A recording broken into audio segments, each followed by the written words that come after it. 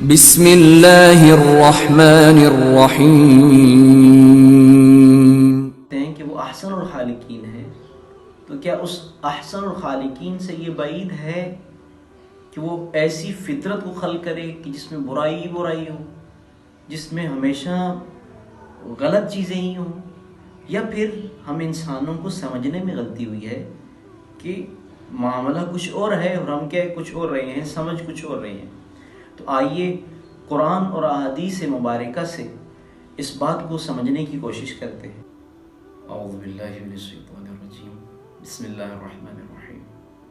محترم ناظرین، السلام علیکم ورحمۃ اللہ وبرکاتہ۔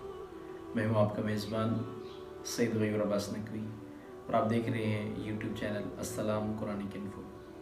موضوع پر بات کرنے سے پہلے میں اس بات کی وضاحت کرتا چلوں کہ اس چینل کا بنانے کا مقصد ان قرآنی موضوعات پر گفتگو کرنا ہے کہ جن پر یا تو گفتگو کی ہی نہیں جاتی اور اگر کی جاتی ہے تو بہت کم کی جاتی ہے۔ تو ہمارا آج کا موضوع فطرت انسانی ہے۔ آپ نے بارہا سنا ہوگا کہ فلاں کی تو فطرت ہی ایسی ہے، فلاں بندہ اس کی فطرت ایسی۔ کوئی بھی سوال یہ پیدا ہوتا ہے کہ ایسا ہی ہے کہ وہ پروردگار عالم کہ جن کے بارے میں ہم سب اور وہ خود فرما رہا ہے کہ اور اس پر ہم سب اقرار کرتے ہیں کہ وہ احسن الخالقین ہے، تو کیا اس احسن الخالقین سے یہ بعید ہے کہ وہ ایسی فطرت کو خلق کرے کہ جس میں برائی ہی برائی ہو، جس میں ہمیشہ غلط چیزیں ہی ہوں؟ یا پھر ہم انسانوں کو سمجھنے میں غلطی ہوئی ہے کہ معاملہ کچھ اور ہے اور ہم کیا کچھ اور رہے ہیں، سمجھ کچھ اور رہے ہیں؟ تو آئیے قرآن اور احادیث مبارکہ سے اس بات کو سمجھنے کی کوشش کرتے ہیں تاکہ یہ اصل حقیقت ہم پر واضح ہو جائے۔ تو سورہ مبارکہ روم آیت نمبر 30، بسم اللہ الرحمن الرحیم، فَأَقِمْ وَجْهَكَ لِلدِّينِ حَنِيفًا فِطْرَةَ اللَّهِ الَّتِي فَطَرَ النَّاسَ عَلَيْهَا لَا تَبْدِيلَ لِخَلْقِ اللَّهِ ذَلِكَ الدِّينُ الْقَيِّمُ وَلَكِنَّ أَكْثَرَ النَّاسِ لَا يَعْلَمُونَ۔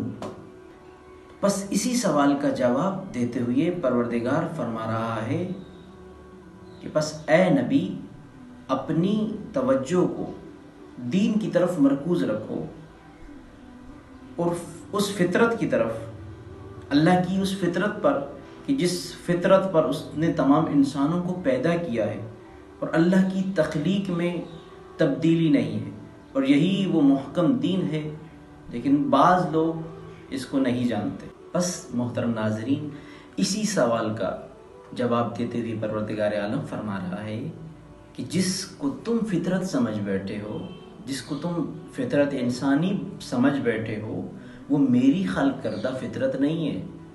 میں نے تو تمہیں فطرت اللہ، یعنی میں نے تمہیں اس فطرت پر خلق کیا ہے جو اللہ کی فطرت ہے۔ فطرت اللہ پر تمہیں خلق کیا ہے، اس فطرت پر خلق کیا ہے کہ جو بے عین ہی دین ہے، اور اس لیے کہا جاتا ہے کہ دین اسلام دین فطرت ہے۔ یہ وہ دین ہے کہ جو فطرت کے عین تقاضوں کے مطابق ہے۔ فطرت کبھی دین سے جدا نہیں اور دین کبھی فطرت سے جدا نہیں ہے۔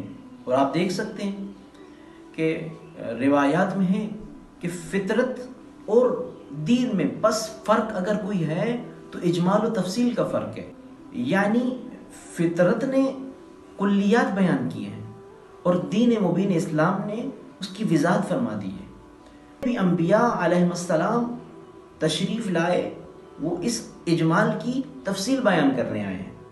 اسی لیے دلیل یہ ہے کہ آپ دیکھیں کہ فطرت انبیاء کی آواز کو پہچانتی ہے، اور یہی وجہ ہے کہ انبیاء کی باتوں کو پذیرائی ملتی ہے۔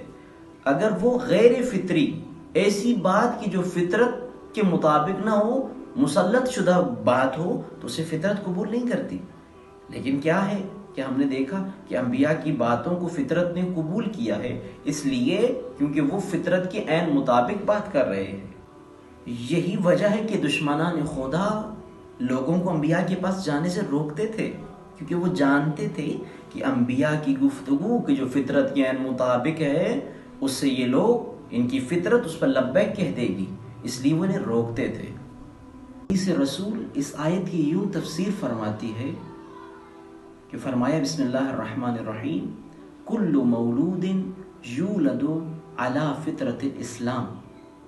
رسول اعظم فرما رہے ہیں کہ ہر مولود فطرت اسلام پر خلق ہوا ہے، بس یہ اس کے والدین پر ہے کہ وہ اسے یہودی بنائیں، مسیحی بنائیں یا آتش پرست بنائیں۔